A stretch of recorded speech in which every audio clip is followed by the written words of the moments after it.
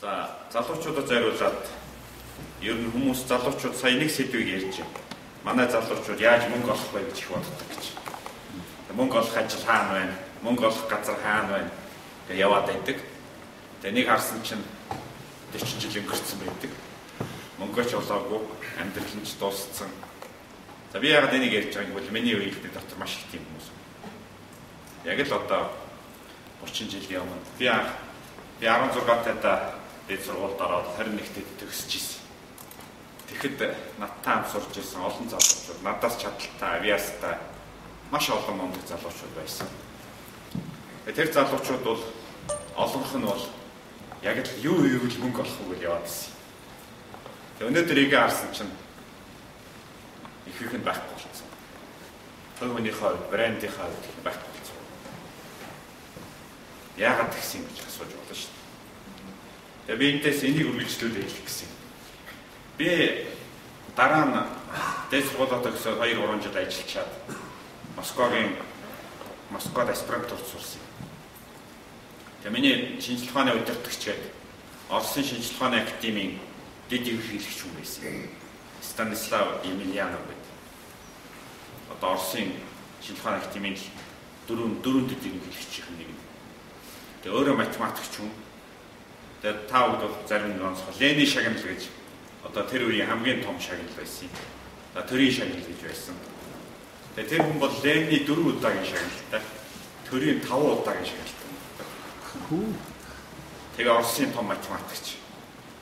Тэгээ нэг удаа тэр хүн 60 насныхаа үед тэмдэглээд би нэг Орос 3-4 аспирант найз нартайгаа яг хоо 60 насных нь зочдод үйлчлээд яг хоол моолын зөв бол бүх юм хийж байгаа шүү дээ. Тэгээ байжсэн чи ороо 60 насных нь дуусаад Оросууд яг гэр бүлтэй учраас тэгээд ороочоод явцгаас юм л да. Би тэгээд тэнд Москвад ямар ганцаараа юм чинь ганцаараа үлдээд яг нөө манай удирдагч маань зарим зочдтойгоо номын санд ороод яриа суучихсан. Тэгээд бид нар ч яг гэр орны цэвэрлэлчээд би балкон дээр ганцаараа гараа суужсэн. Би үлдсэн би бидний нуугаад. Тэгжсэн чи манай хүн хамгийн сүүлийн зочдтой гараад өгчөөд буцаад ороод ирэхгүй юу? Тэгснэ балкон дээр гараад ирсэн. Тэгээд тэгт би өөрийнхөө үргэлт дотроо айж явдаг, бодож явдаг нэг асуулт асуусан тэрнээс. Би тэгж асуусан байхгүй. Станислав Васильевич та бол одоо ингээд та бодсоор байгаа юм агуу математикч болжээ. Тэгээ би дотроо нэг айж исэн юм бол би одоо ингээд бодоод байдаг юу ч олж долоохгүй, ямар ч нээлт хийхгүй. Ингээ насаараа тав одоо нэг ядуу амьд үлдүүл яах вэ гэж асуухгүй. Сайндаа нэг тооны багш болох юм уу гэж. Тэгсэн манай хонаад тэгж хэлсэн. Гэхдээ би яах вэ? Дайны үед зэвсэг хийжсэн. Цөмийн зэвсэг хийжсэн. Цөмийн зэвсгийн салбарт дээр ажиллаж байсан. Тэгээд ч бол та нар бол инх тайвны сайхан цагт байна. Над ч байх албагүй. Гэхдээ би чамд нэг л юм хэлье гэж хэлсэн байхгүй. Юу гэвэл чи эзэн нэг цагт яг өнөөдөр надтай адилхан 60 насныхаа үед тэмдэглэв. Тэр үед чи өөрөөсөө нэг л асуулт асуу. Би өөрийнхөө хүсэж исэн юм хийсэн үү? Тэгээд хэлсэн. Тэр чин бүтгэхгүй нь хамаагүй шүү дээ. Яг бол тэр чин бурхнаас хамаагүй. Магадгүй та дайны үед биш учраас над шиг юм 5 удаагийн том шагнал авахгүй гэж бол. Магадгүй таны хийж байгааг бид ч хэрэггүй гэж бол. Гэхдээ та 60 настай даа өөрөөсөө нэг л зүйл асуу. Би өөрийнхөө хүсэж байгаа нэг үзээд алдсан уу? Хэрвээ та үзээд алдсан бол бүтсэн ч вэ, бүтээгүй ч вэ та хамгийн азтай хүн гэж. Хэрвээ үзээд алдаагүй бол та хамгийн азгүй. Өөртөө зарчим юм шүү. Өөрөөр хөлөг мөгч хүн бол хаалга руу бөмбөг цогтой хизээч за юм гол орохоор бол цохий. За юм орохгүй байж магадгүй болчих гэдэг юм. Бөмбөг ирсэл бол цогт. Энэ бол чиний амьдралд ирж байгаа шанс байхгүй. Тэгээд цаг 30 минут тоглоод чи цогтдаг магадгүй 100 удаа цогтдаг. Нэг гол. Тэгээ магадгүй чиний амьдралын төдийгүй спортын түүхэнд үлдэнэ. А чи тэрийг мэдэхгүй шүү. Ганцхан чиний үүрэг юу? Байгаа чадлаараа бүх авьяасаараа зөх. Бусд нь бурхны ирэг бол. А манай залуучууд яадаг вэ гэхээр хамгийн том алдаа бол перфекционизм гэдэг. Хүмүүд бол манайхан ингээд сүүлийн үеийн номын дэлгүүрүүд гарч байгаа success яаж амжилттай байх вэ гэдэг номнуудыг ингээд хараад идэв. Тэгээ сүүлийн үед гарч байгаа номнууд бол ингээд хараад хутлаа номнууд байдаг. Амжилт гэж яг юу хэлж байгаа юм? Амжилтыг хоёр янзаар харддаг. Нэг нь бол за магадгүй сая доллар олно. За бүр том бол 100 сая доллар олно. Ингэж амжилтыг хэмждэг. А нөгөөх нь энэ бол барууны маягийн зам байхгүй. Америк маягийн барууны логос. Юу гэвэл амжилт гэдэг бол ямарваа нэг хүрэх гэж байгаа destination уу юу? Эцсийн зэг гэж хардаг. А дорны сэтгэхгүй өнөөдрийн Монголын Азийн сэтгэхгүй бол өөр. Амжилт гэдэг бол процесс байхгүй. Юу гэж байгаа бол амжилттай гэж ямар хүнийг хэлдэг юм бэ гэвэл хүн болгон өөрийнхөө одоо value үнцэн гэж ойлгож байдаг шүү дээ. Би шудраг байх хэрэгтэй, би ажил. Яг өөрийнхөө үнцэнд хэр зэрэг ойр амьдарч байгаа гэдгээр нь амжилтыг хэмжиж байна. Нөгөө талаас бас аз жаргалыг хэмжиж байна. Тэгэхэд маш олон мөнгө олоод эргээд харахад өөрийнхөө яг хүсэж байгаагаар амьдраагүй. За ийм түүхийг бол яриул дуусахгүй. Одоо бид нар киноноос мэднэ. 100 сая доллартай хүн амиа орлоод өчглөр гайхаад байдаг. Бид яах вэ амиа орлоо? Асуудал бүх юм бол хүний дотор байдаг те. Тэгэхээр яг өөрийнхөө тэр валуутай үнцэнтэй хэр зэрэг ойр амьдарч байна гэдэг чинь чиний амжилт байна. За тэгээ Стив Джобсын Times сэтгүүл дээр сая гарсан ярилцлагыг харж байгаа. Стив Джобс яагаад ийм амжилттай вэ? Яагаад ийм шал өөр вэ? Үнэхээр Америкт Стив Джобсоос өөр ухаантай хүн байхгүй.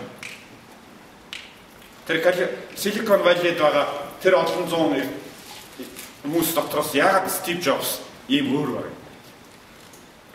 Ингээд ярилцж байгаа. Тэгэхэд бол нэг үг цугулцаад байгаа. Тэр юу гэж хэлж байгаа гэвэл Стив Джобс интервьюдээ саний гэж. Мөнгө бол миний зорилго биш гэж. Тэгээ өсгөө шоглож хэлж байгаа сэтгүүлч. Би оршуулгын газрын хамгийн баян хүн баймааргүй. Надад бол тийм амьдрал хэрэггүй. Оршуулгын газрын хамгийн баян хүн баймааргүй. Стив Джобсын гол юу гэхэлээ зэрэг одоо та нар харалтаа iPod, Apple гэдэг бүх юмыг харахад нэг тийм философи яваад байгаа байхгүй. Тэр философи бол яг хувийн индивидуалны creativity гэдгийг л гаргаж ирж байгаа. Тийм учраас тэр компани хайж яваад босож орж ирээд бүх юмыг хийгээл одоо компани нь өөрөө яг тийм Apple компани бол яг тийм идеал одоо байж байна. Тэгээ энэ бол юу харж байгаа юм гэвэл яг тэр хүний өөрийнх нь value хийж байгаа ажил хоёр нь синхронизац хийж байгаа. Энэ үед бол тэр компани бол юу болж байгаа гэж тэр компани бол культ болж байгаа. Өнөөдөр Apple бол культ шүү дээ. Microsoft бол биш. Microsoft бол маш мундаг бизнесийн компани. Продуктыг бол масс төрхтөр мундаг. Өөрөөр хэлбэл дэлхийн зах зээлийн 95%-ийг Microsoft барьж байгаа. Яг гэвэл нэг бүтээгдэхүүнийг масс гэхдээ Microsoft бол культ биш.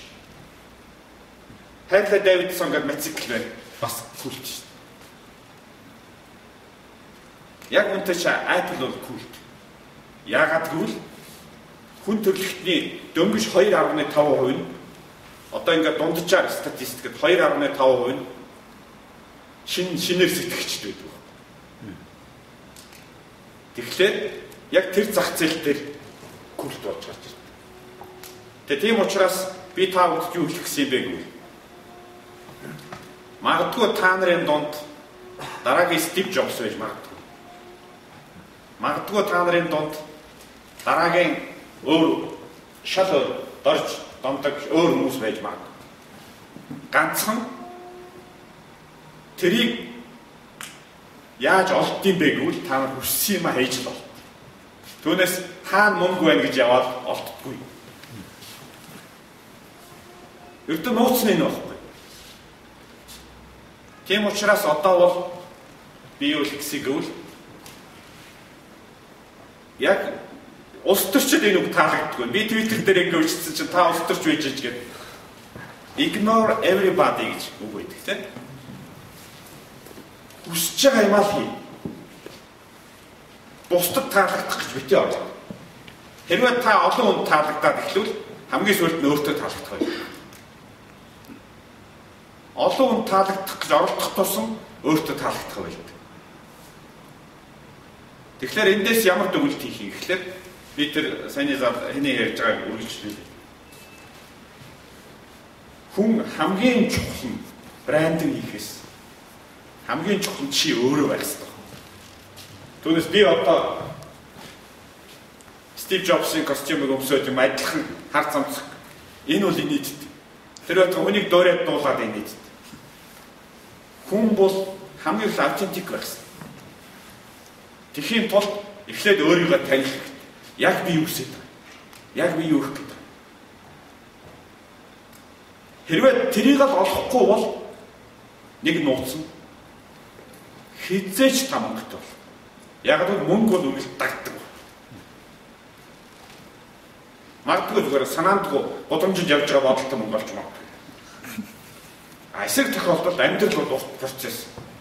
Маш хэцүү процесс. Хэрвээ буруу юм бол зөв явбал яг тусалсан машин шиг болтон тавих шүү дээ. Тэрний зөв яагаад явдгийг гэвэл таны өөрийн мэдрэмж, таны хийж байгаа зүйл байж танд бол аз жаргал авчирч ивэл хүн зөв явдаг. Айгу хурд явдаг. Та нар хараарай. Бүх амжилт гаргаж байгаа хүмүүс ядардгүй байхгүй. Стив Джобс бол сая хавдар тусаад өгсөн. Найрч хань. Эцсийн өдрөө хүртэл ажиллаа гэж яваад. Хэрвээ дургүй ажиллаа хийжсэн хүн бол 5 жилийн өмнө эмгэгт хэвчсэн. Тэгэхээр эндээс үндэслээд юу хэлэх гэсэн гэвэл үнэхээр та бүгд амжилт гаргахыг гэвэл хамгийн эхлээд амжилт чинь дотор чинь байдгийг. Бид яг ингээд Facebook, Twitter, social media гэдээ яриад байна. Энэ яагаад сошиал болцсон юм? Энэ бол зүгээр хүмүүсийн хоорондоо харилцаа учраас сошиал болцсон юм уу? Энийг ингээд эргээд харахад маш өвөрмөц нийгмийн хувьсгал яваад байгаа. За Арабын орнууд тус хувьсгалыг бол хэлээгүй. Улс төрийн хувьсгалыг би яриагүй. За би зүгээр товчхон түүх ярив. Хүн төрөлхтний түүхийг зүгээр эргээд харчих. Манай эртний 3 дугаар зууны үед Римийн одоо эртний Ромын эзэнт гүрэн нурж унсан. Тэгээ эртний Грек байсан, эртний Ром байсан. Европын соёл иргэншил, өнөөдрийн бүх соёл иргэншлийн одоо Европын эртний Ром, Грек дүүс. Манай эртний 3 дугаар зуунд Ромын эзэнт гүрэн задарч унсан. Тэрнээс хойш 1000 жилийн турш Европод харанхуй зундад зун гэж байсан.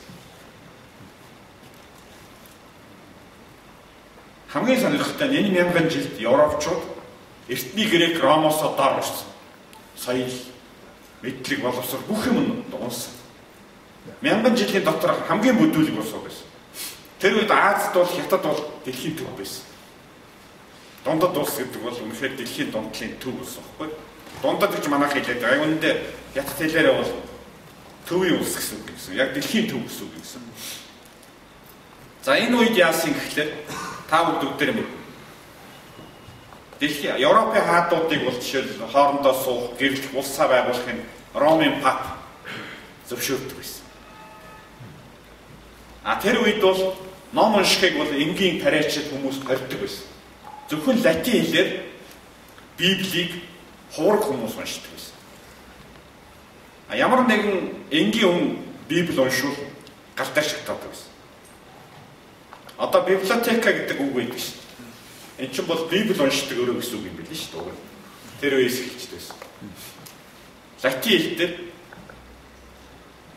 За энэ үл юу гэсэн ямар үе? Тэгтэл 16 дугаар зуунд Европт хоёр том хувьсгал гарсан. Хоёр том үйл явдал болсон.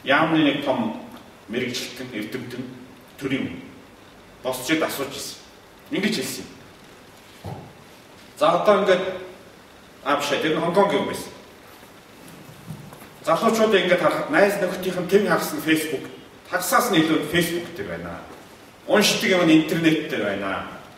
Хийдэг бизнес интернет дээр байна. Тэгж асууж байгаа. Хятадын цагдаагийн газар одоо нэг зүйл асууж байна. Энэ улсууд чи хятад улсын юм уу биш үү? Яг л бүх амьдрал нь хятад биш байхгүй. Найз нөхд нь өөр газар. Ярьдаг уншдаг юм өөр газар. Бизнес нь хүртэл өөр газар.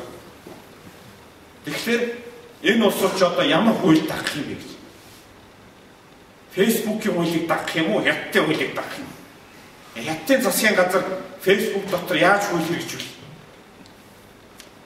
Энд чинь ингээд явандаа виртуал улсууд үүсэж эхлүүл яах гэж. Одоо ингээд өнөөдөр бол газрын зураг дээр хилттэй байсан бол одоо Facebook дээр улс үүсэх юм шүү дээ. Өөрийн үндсэн хуультай. Яг л болно шүү дээ. Энэ шинэ маягийн улсуудтай ч одоо яаж харьцах юм?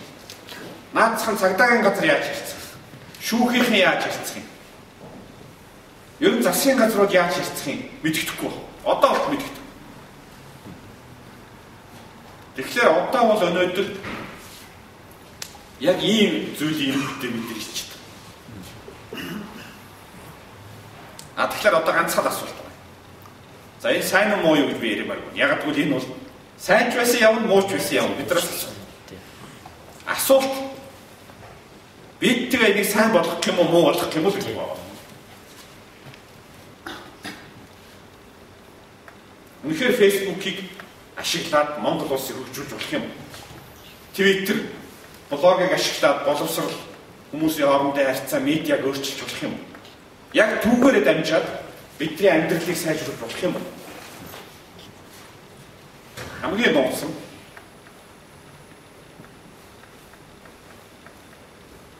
хүн төрөлхтөн нэг улс нөгөө улсаараа юугаараа ялгдаг. Үйлдэл Англи, Япон, Монгол гоор юугаараа ялгдаг гэж. Хүн бол social animal гэдэг шүү. Нэг улс нөгөө улсаас ганцхан соёлоороо л ялгдаг. Соёлоороо л ялгдаг. Соёл гэж юу гэдэг вэ? Та нар бүгд мэднэ. Хүмүүсийн хооронд тогтсон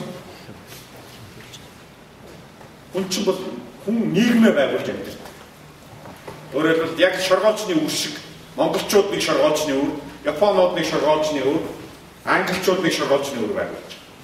Хэнийхэн шоргоолжны үр бизнес хамгийн эффективний, хамгийн шудраг, хамгийн зөв, хамгийн хурдан байгаа гэдгээр л хэмжигддэг. Монголчууд бид дандаа худлаа ярьдаг хоорондоо. Бараг л хүн төрөлхтөн Монголоос үүссэн юм шиг, Чингис хаанаас л үүссэн юм шиг ярьдаг. Тэгээд Кембрижд очиод ингээд сургууль дээр очиод самбар байгаа. 1206 онд бид нар их Монгол улсыг байгуулж байгаа. Кембрижийн сургуулийг байгуулсан. Кембрижийн сургуулийг байгуулж байгаа тэр самбарыг хараа сууж хахад их Монгол гэж ярихдаа эвгүй болж эхэлж байгаа. Бид нар энэ сэлэм эргүүлээ явж байхдаа их сургууль байгуулсан. Эндгээр би юу хэлсэн юм гэвэл одоо асуулт бол энэ Facebook, Twitter, social media яг монголчуудын соёл болж чадах уу гэдэг. Чадна рүү бид төсвөл. Энд чинь зөвхөн хэрэгсэн шүү. Тэгэхээр одоо гол асуулт гарч ирж байгаа. Би үүгээр яриагаа дуусгав. Энийг хэн хий? Хэрвээ Японууд Америкууд хийгээд бид нар дагаад явбал consumer society гэдэг нь үүснэ. Шведийн эрдэмтэн уулзаа сууж байгаа гэж хэлж байгаа. Танай залуучуудтай уулзлаа гэж надад ярьсан. Тэгээд танай залуучуудын дунд гэж хэлж байгаа. Яг би шүүмжилж. Value system гэж байхгүй юм байна. Юугаараа ялгагддаг гэвэл Lexus ундаг гэдэг нэг хэсэг байна. Boss-ийн костюмтай гэдэг нэг хэсэг байна. Энэ чинь consumer society-ийн шинж тэмдэг. Яг Монголын соёл аль юм гэж асууж байна. Монголчууд яг хятадаас юугаар ялгардаг? Японоос яг юугаар ялгардаг? Яг энэ 3 сая монгол хүн 1 миллиард хятад хүнтэй юугаар өрсөлдөх юм? Та нар яг хийм гэж асууж байгаа. Тэгээ яг энэ бүгдийг ингээд эргцүүлээд үзэхээр одоо асуулт бол яг түрүүний нөгөө би яриагаа хэлсэн шүү дээ. Яг хүсэж байгаа юм а хийх хэрэгтэй. Яг тэр шиг Монгол улс маань яг хүсэж байгаа бас чаддаг юм а хийх хэрэгтэй. Тэгэхээр одоо асуулт identity гэж ярьдаг шүү дээ. Тэгэхээр одоо Facebook, Twitter эднийг би ингээ хараад өөрөө интернетийн ажиглаад багт ганцхан би өргөлж боддتي. Одоо Монголын identity гарч ирэхэд одоо дэлхийн 6 миллиард хүний дунд одоо Монголын 3 сая хүн хэнээс дутхгүй амьдрахад хэнээс дутхгүй өсөлтөд бид нар яадаг вэ? Биднийг яг нэгтгэх юм. Нэгтгэхгүй. Тэгээд хамгийн гол асуулт бол би түр асуусан. Тэний хин хийх юм. Тийм л юм бэ яа. Хэрвээ энийг хэн ч хийхгүй бол яагаад гэвэл соёл гэдэг бол бидрүүс Азийн бишээ шоргоочны үр шиг. Бид бол зөвхөн соёлоор өрсөлдөх гэдгийг мартаж байна. Эцсийд бол компьютерийг бүгдээр авч чадна. Байшин бүгд барьж чадна. Ганцхан нэг үндэст нөгөө үндэстэнгээсээ хамгийн гол фундаменталны хүн төрөлхтний одоо 4000 жилийн сүүл бичигдсэн түүх за 6000 жил. Дандаа соёлын өсөлт. Тэгэхээр одоо асуулт. За өсөлтөх тухай яг бидний соёл яг юу юм бэ? Тэгээ ингээд энэ бүгдээс үндэслээд одоо Facebook, Twitter эдрийг гээд харж агаад би одоо нэг л зүйл боддتي. Өөрөө нэг компьютерын учраас. Яг энэ бүх юм биднийг сайхан амьдрахад яг яаж туслах юм? Яг яаж хийх юм? Хэрвээ энийг бид нар бодоод олж чадвал маш том юм. Энийг гэхдээ төгсөлт нэг момдог нээж олохгүй. Энийг нээж олдог биш. Энэ бол нийгмийн туршлагаар байдаг. Тэгэхээр нэг алхамаар жижиг хийгээд явна. Зөв асуулт бол яг энэний дотор талын төрөний миний хэлдэг хүсэл сонирхол бидэрт байна уу гэдэг л байна. За ингээд блог Twitter-ийн хувьд бол энэ персонал медиа гэдэг тавд их анхаарал. Би яагаад энийг хэлж байгаа юм гэвэл улс орон ямар үед хөгждөг бэ гэвэл бүгдээр мэднэ шүү дээ. Хүн болгоо оролцсон үед хөгждөг. Түүнээс нэг мондаг нам гарч ирэл, нэг мондаг засаг гарч ирэл. Тэр та насаас илүүл түн. Энэ технологи бол хүн болгоныг оролцох боломжийг л олгож байгаа. Тэгээ одоо төгсгөлд нэлэхэд одоо Монголpedia гэдэг нэг проект эхлэх гээд бас би Канададтай яриад явж байна. Монголpedia зүгээр хэр зэрэг бүтгэх нь хоёр проект ярьж байна. Нэг нь Mongopedia гэдэг нь бол одоо Wikipedia-тай төстэй. Яг технологи нь адилхан. Ганцхан зориулт нь бол Creative Commons license-ийн дагуу залуучууд зориулсан, ялангуяа боловсролд зориулсан 15-аас 25 насны залуучууд зориулсан ийм маш том боловсролын сайтыг ярьж байна. Магадгүй 10 жилийн бүх сургалтын програмууд орно. Бүх хичээлүүд, бүх даалгаврууд. Яг Канадад тэр юуны British Columbia сургуулийнхантай зарим нэгтээр ярьж байгаа нь бол ер нь бүх сургууч хүртэл орвол яасан гэж. Бүх уран зохиолын номнууд тэгэл тэр байтугай зарим орнууд бол засгийн газар мөнгө гаргаад нөгөө ном бичиж байгаа авторудаас худалдаж аваад текстүүдийг интернет тавьчих юм шүү дээ. Тэгээд дуртай нэвэл дуртайгаараа ашиглах.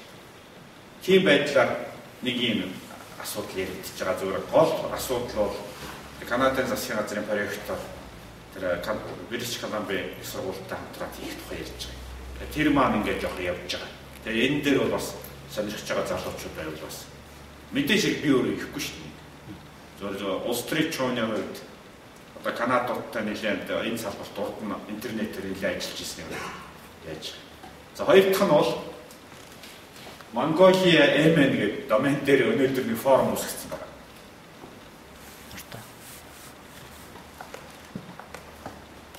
Mongolia MN гэдэг. За нэг үг байгаа. Нэг. Тэг ихтэй яах вэ? Тарч. Уртсан таг гэдэг. Тамаа. Энэ бол бас зүгээр одоогоор нээлттэй ингээд зүгээр агцсан байна. Энэ бол зүгээр бюллетен борд байгаа. Би бюллетентэй. Тэгээ фэйсбүүктэй холбогдсон. Тэгээ гол санаа нь бол юу юм гэхээр та бүхэн авах юм өнгөж тавьсан байна. Бас л яг өнөөдрийн яриаг өөрчлөлөх гэж байна. Юу вэ гэвэл би залуучуудаас нэг л юм хүсэх гэсэн. Энийг зүгээр хэн хийх мэдэхгүй. Өнөөдөр Монголын залуучууд, ер нь монголчуудын хамгийн том дутагдал юу гэж? Монголынхаа амьдралыг солонгос кино үзэж байгаа шүү үздэг байна.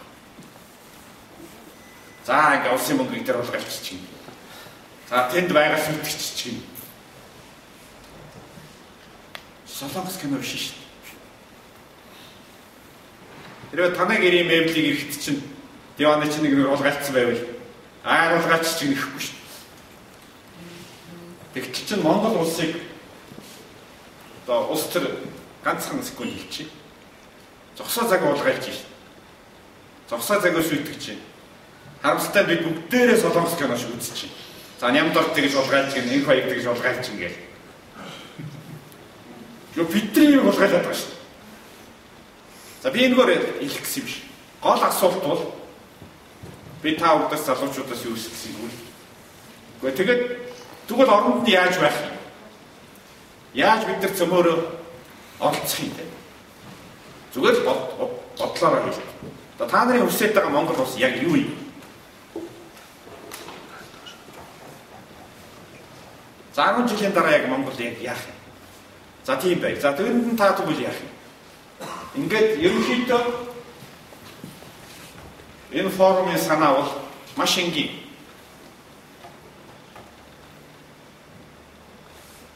Энийг бол гадныхын юу гэд нэрлэх вэ? Road map гэдэг шүү дээ. Өөрөлдөл бид нэг Монголыг яг харж байгаа юм уу гэдэг асуулт. Яг бид нар Монгол гэж яриад байгаа магадгүй дорч долмаа домдог бид шал өөр юм яриад байж болно шүү дээ. Тэгэхээр яг энэ дээр л өнөөдөр залуучууд тав нэг зүйлийг л анхаарах. Яг тэр өсөж байгаа Монголоод хийгээч. Монголчуудын хамгийн том дутагдал бол автобус ирэхийг хүлээдэг баг. Сайхан амьдралаа авч явах автобус ирэхийг хүлээгээл. Автобус хэзээ ч ирэхгүй. Хөлөөрөө яв. Алхаад нэгээр. Сонгуулиас сонгуульд автобус ирэхгүй. Тэгэхээр яг л энийг л бид нар мэдрээд ажиллавал бид нар ерөөсөө би бол олон орны ихтэй сургуулиуд байж явж үз. Та нар бүгд л мэднэ шүү дээ. Бид ч хэнээс дутдаг. Бид хятадаас дутахгүй. Бид японуудаас дутахгүй. Бид канадуудаас ерөөсөө дутахгүй. Бид ерөөсөө дутахгүй байхгүй. Бид ганцхан юмар дутж байгаа. Бид яг адилхан гэдгээс ирсэн олж харахгүй. Яг адилхан байж 10 дахин 100 дахин муу амьдч байгаа. Та нараа хинэн ч гэсэн өнөөдөр тэр залуучуудаас дутахгүй.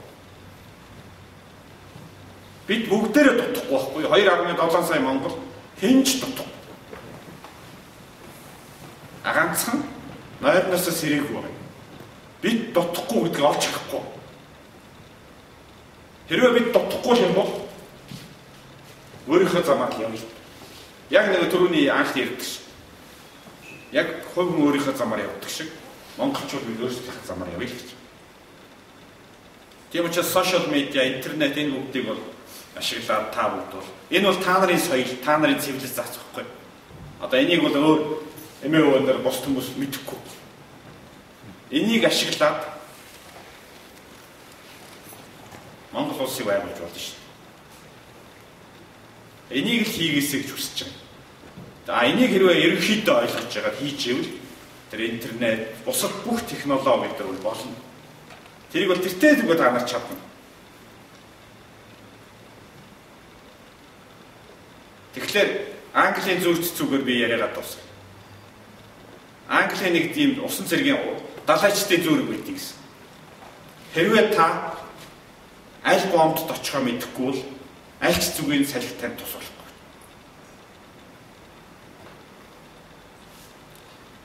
Өөрөөр хэлбэл энэ бүх технологи, энэ бүх мөнгө, энэ бүх баялаг хэрвээ бид нар хаана очихоо мэдэхгүй бол энэ чинь Алиса гаймшиг орно гэдэг үлгэр дээр гардаг шүү дээ. Алиса ингээд явж исэн нэг хүнтэй асууж. Та нар хаашаа явж байгаа гэж. Энэ зам хаашаа явж байгаа гэж асууж. Хоёр зам. Тэс нөгөөд хэлж байгаа та нар хаашаа явж байгаа. Бид нар ч хаашаа явах үгүй л та хаашаа чамаагүй гэж. Тэгвэл наад зам хаашаа явах танд яваа. Яг тэр багхгүй. Тийм учраас аль бомбд очихоо мэдэхгүй бол аль салхи тус болтгоо гэдэг үлбэрийг та нар бити мартаарай. Бид юу хүсэж байгаагаа мэдэхгүй бол ямар технологи, ямар ч баялаг, ямар ч боломж бидэнд тусах